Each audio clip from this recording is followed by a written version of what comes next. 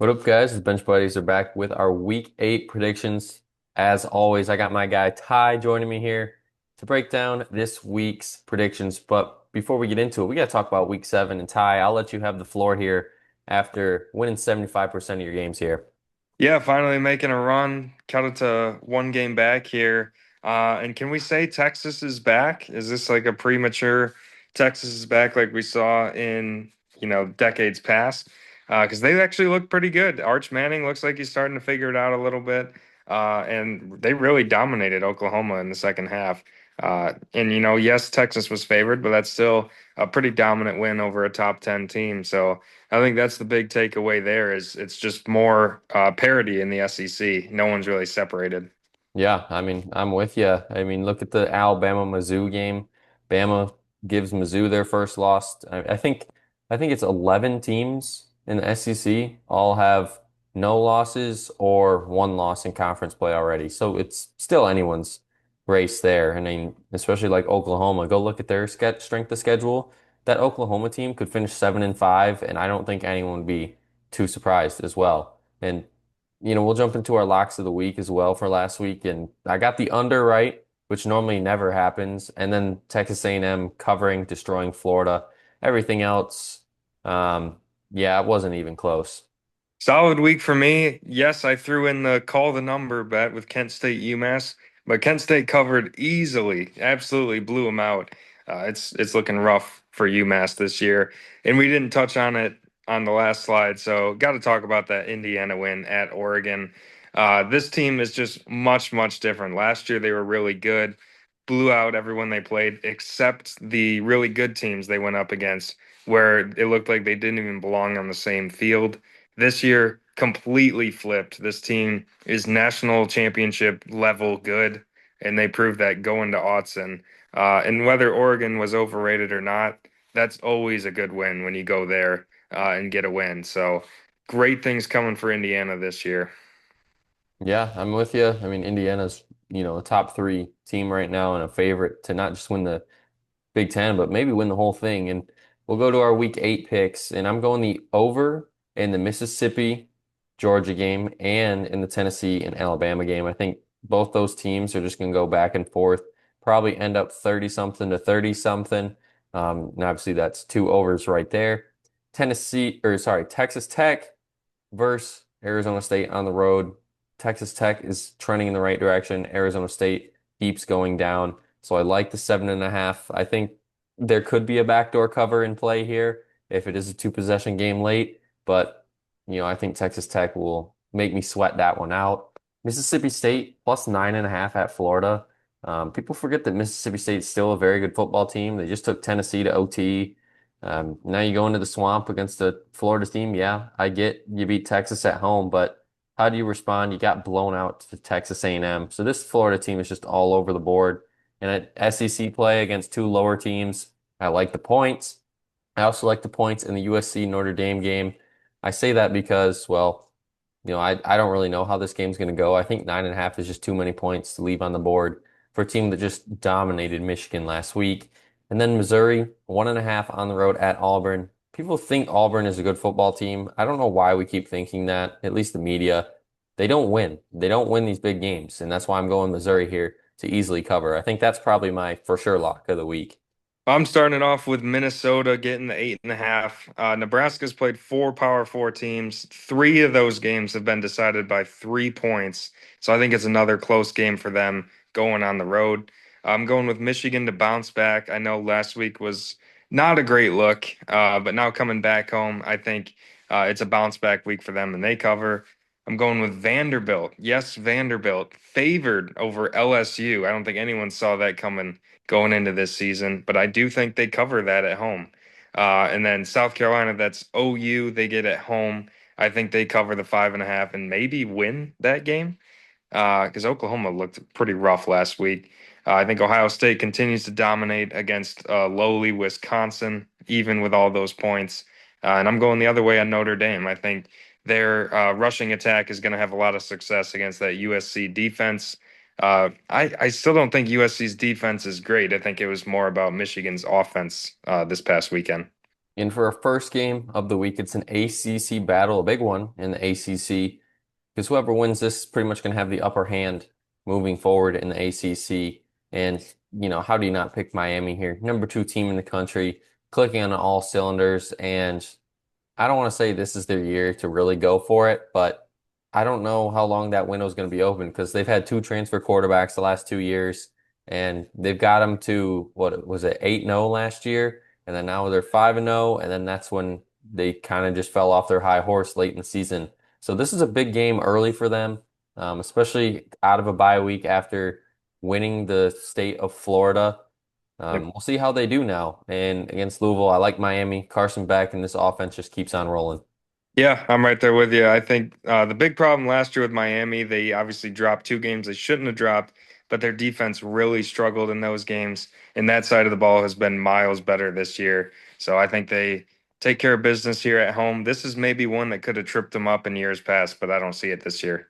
And then a huge game here in the Big Ten. You got Nebraska, first ranking of the year, won their first road game of the year last year, and I think they keep it rolling. They get to 6-1 over Minnesota, who is going to be very happy when they finish this season 8-5 with a bowl game win because PJ Fleck, that's a guarantee there for those Golden Gophers. Yeah, everyone makes fun of Dylan Raiola. He obviously does the Mahomes impersonations to a T, by the way. But he's played really well this year. He's been balling out, and I think that's more of the same this week. Friday night road games can be tough. That's why I think Minnesota covers. But Nebraska's offense has been looking really great to start the season. I think it's more of the same there. And even though it's close, I think they get out of there with a road win. Then moving to Saturday, we got our Wolverines at home against Washington. And I honestly think it's a crime that Washington isn't ranked in the top 25. I mean, this team is very good. Their only loss this year coming to Ohio State at home, and they still only limited them to 24 points, which I feel like is a very hard thing to do against with these elite defenses. But they went on the road to Maryland and only won by 4. After that, I mean, they've blown out every other team on their schedule. And I was, like I told you before we started this thing, I was thinking about taking Washington plus 5.5 because I think if Michigan wins this game, it's going to be a close one. But I could also see them just unleashing Bryce Underwood and just taking deep shots here because I think it's at that point in the season where you got to get some spark going and the big plays. And I think they're going to hit a few more of those than Washington will. So give me Michigan at home. Yeah, I agree. I think Michigan's offensive line, who struggled last week, they should be getting at least one guy back who's been out with an injury. So I think that's going to really help things in the running game. And even if Justice Haynes doesn't play, I think Jordan Marshall can have a big game behind that line. So I think it's a bounce back week here for Michigan. If they had somehow won last weekend, I would think this would be a tough one. Coming back from out west, but I think coming off a loss, they're going to bounce back and get a win here. And a huge game in the ACC that I think is getting overlooked. You got two 3-0 teams in ACC play this year. And this game could really decide who goes to the ACC championship because, Duke, they still got a tough schedule ahead of them with Virginia at home. But after that, they should win those games, maybe slip up to Clemson. And Georgia Tech, I mean, it's Georgia Tech. They find ways to be really good until November. And the same story happens every year. They get one upset loss, they finally lose, and then it's just gone after that. So we're not there yet. We're not to November. So I like Georgia Tech here to go on the road and a surprise upset of Manny Diaz's Duke Blue Devils. Yeah, I think Duke's a team a lot of people wrote off. Remember, they had those two early losses, including a rough game they played at home against Illinois. But this team has looked really good in their last three games. And I think it's more of the same. Duke, at this point, might be the second best team in the ACC. I don't think that'd be a crazy thing to say. And I think they prove it. I think Georgia Tech going on the road, obviously, they've struggled through a few games to start the season. I think someone finally trips them up here in Duke. And also at 12, you got Arizona going to Houston. And I think this is probably one of the most balanced games of the week. Both these teams do everything well in their respective stats. And just go look at pretty much where they compare and a lot of charts of offense and defense. And they're pretty close to each other. So I think this is going to be a game where it's going to come down to the last 2 minutes. And I like Houston here at home. The line surprisingly opened with Houston being favored by 1.5, and it's flipped all the way to Arizona being favored by 1.5, which is kind of surprising to me. And I think, get it while it's hot. I like Houston here to get to 6 wins and to go bowling. Yeah, I think that game with Oregon State, where Houston came right down to the wire against a really bad team, I think that's kind of thrown a lot of people off. But I still think Houston's a really good team. I had them at 8-4 in the preseason. They might end up being even better than that. And I think Willie Fritz is a great coach. So, Arizona, while they've been a nice surprise to start the season, I think going on the road here is going to be a tough one for them. And I think Houston gets to a very surprising 6-1, and they should be ranked if they do that. And the game that a lot of eyes are going to be tuned into, a surprising, like you said earlier, Vanderbilt favored at home, 2.5 against the LSU Tigers. And if LSU's offense can be 60%, I think they win this game. Why would I believe in that after what I've seen so far this year? The defense is obviously exceptional this year. Most points they've given up is 24 points on the road, and they lost, and this offense only scored 19 points. So you're pretty much, if you're Vandy, you got to get to 20, and I think you probably win this game.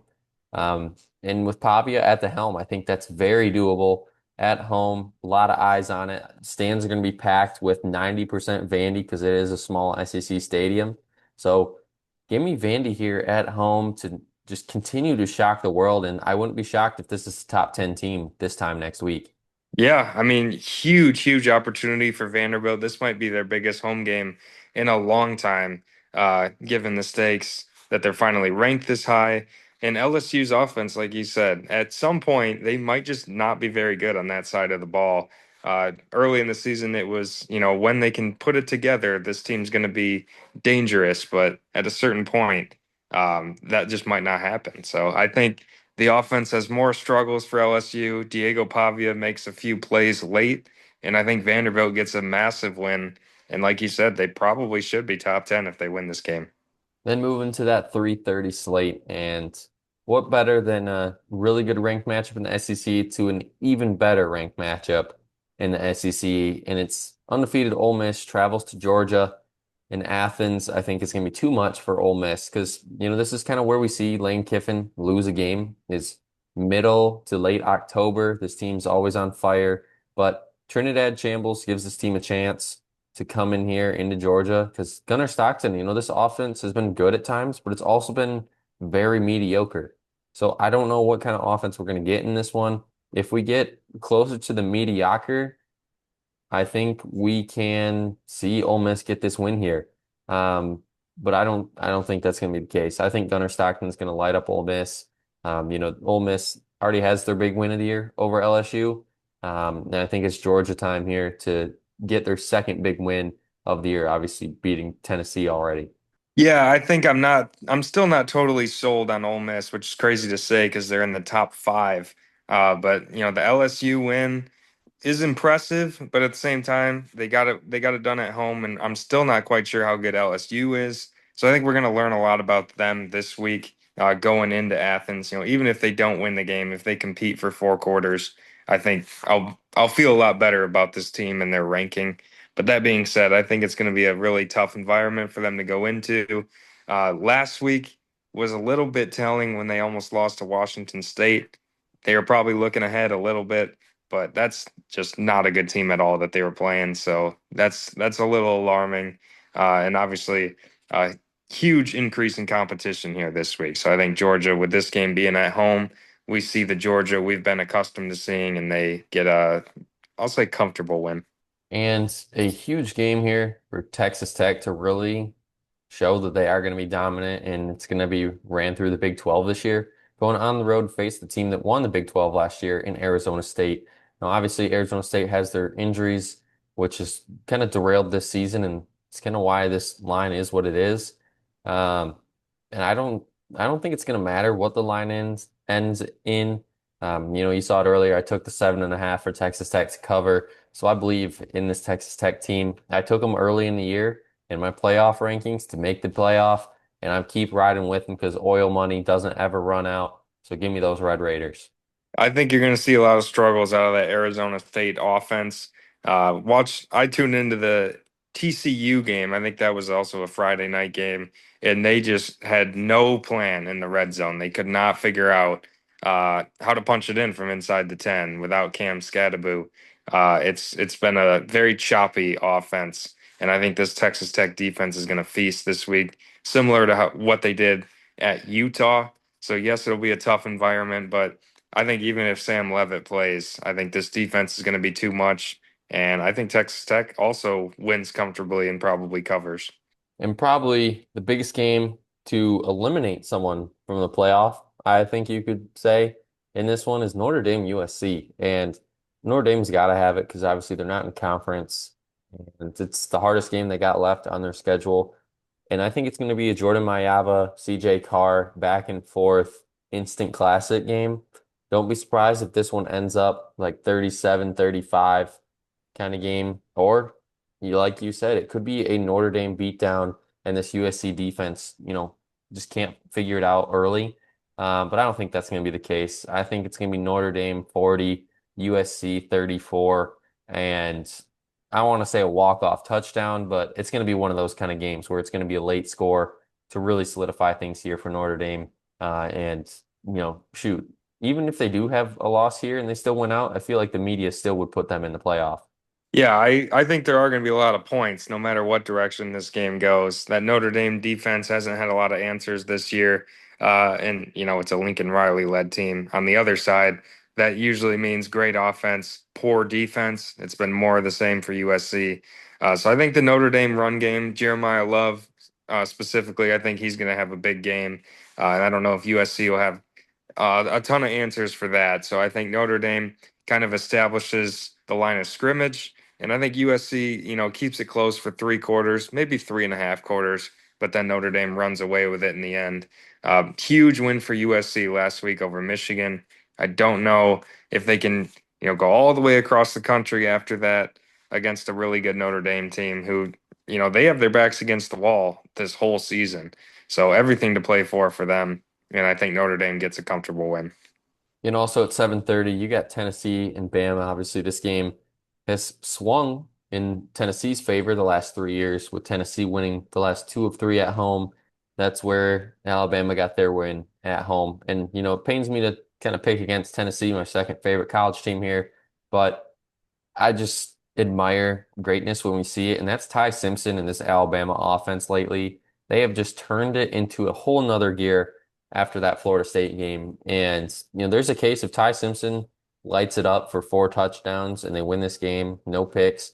Why can't he win the Heisman the way he is playing football? But something to monitor is Jam Miller. If he's good to go in this one, got a little banged up last week. He's good to go. I think he will be the difference here in this game, in the run game, because Tennessee has struggled a little bit stopping the run. And if he can get going early, then I think Bama can win this one.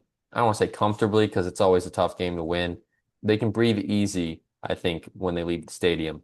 Yeah, the only thing I worry about with Bama is they've had 3 tough games in a row. They went to Georgia and got the win. Then they had to follow it up with the home game against Vanderbilt and then going to Mizzou last week. So 3 tough ones in a row. Can they get up again now for a fourth consecutive week?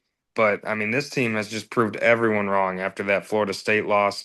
I was, very down on Ty Simpson coming into this year. I thought he'd be what holds him back. Turns out he's the one bringing the whole team up with him. He's been phenomenal this year, maybe the Heisman frontrunner as things stand right now. And I think it's going to be more of the same from him. I think even if that defense takes a step back this week, I think he's just going to make one too many plays for Tennessee to keep up. And I think Alabama gets another big win. And we're different here yet again. And I'm going Mizzou here on the road. And I say that because this is the put up or shut up week for Missouri. You had a great start to the year going 5-0, but now you kind of ran into a buzzsaw against Bama at home. And now you go on the road to face their biggest rival in Auburn. And I don't know. I'm just high on Mizzou. I was high on them coming into the year, finishing 10-2, switched it to 9-3 so they wouldn't make the playoff. Bo Pribula has proven to me that he can play at this level. Obviously, being a red shirt freshman, just taking over the helm of a team that almost made the playoff last year. This is the game I think he's really got to show that he belongs in the SEC and he's got to take over because I really haven't seen a game where they have to rely on him to win a game. And I mean, technically we did last week against Bama. He started the drive well and then threw the pick that pretty much cost them a chance to go to OT. So I'm sure he's still thinking about this one. And if the situation happens again, I don't believe that he would do that again and make those careless decisions and try to force things. So I like Missouri here to go on the road and get a big road win. Well, I'll probably regret this because I know how Auburn's three losses have gone. But I'm going to Auburn here. Home game at night. I'm going with them to pull the slight upset. I worry a little bit about Bo Pribula after how last week went. He definitely struggled in the second half. And I think Auburn has one of the top maybe three defenses in the SEC. Because that side has not been the problem. It's been Jackson Arnold and that offense who have really held them back.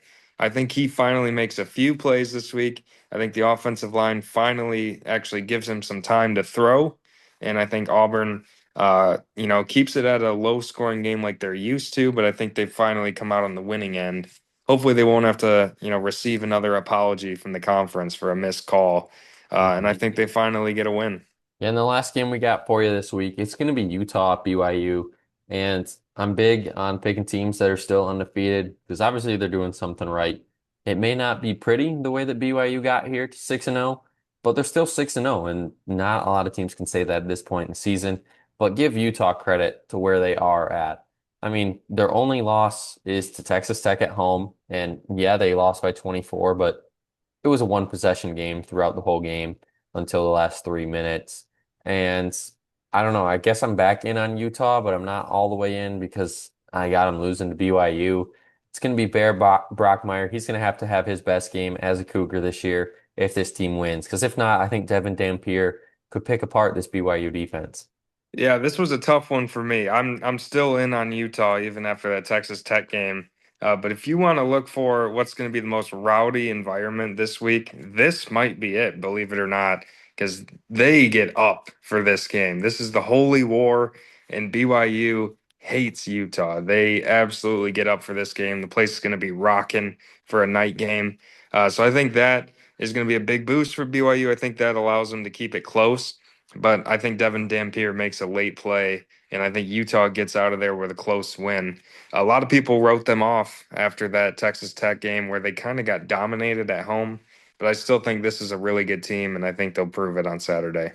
Yeah, and you'll have to check back next week to see how we did. Hopefully, one of us goes 12-0 for the first time. I think it would be what, ever that Yeah, I someone's don't think I've done it. I don't think one of us has done that ever. So hopefully that would happen, maybe.